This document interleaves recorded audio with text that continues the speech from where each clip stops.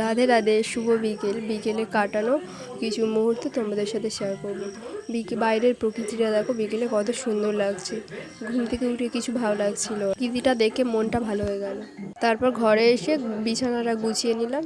তারপর গোপাল সোনাকে দুপুরে ঘুম পাড়িয়েছিলাম, তো তাকে এবারে তুলে নিয়ে কিছু খেতে দেব।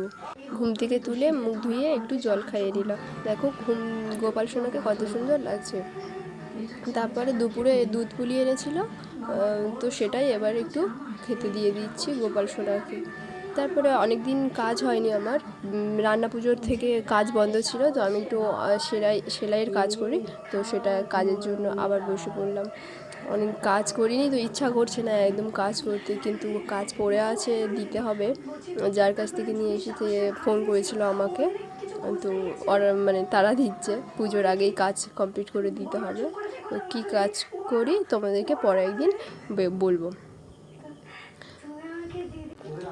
আর ভিডিও যদি তোমাদের দেখতে ভালো লাগে তাহলে পেজটি ফলো করে রেখে দেবে, আর একটা করে অবশ্যই কমেন্ট করবে যে কেমন হচ্ছে, তাহলে আমি আরও সাহস পাবো। তো নতুন চ্যানেল খুঁজে এই পেজ খুঁজেছি, সবাই জানো, বুঝতে পেরেছো দেখে, তো সবাই একটু সাপোর্ট করবে অবশ্যই।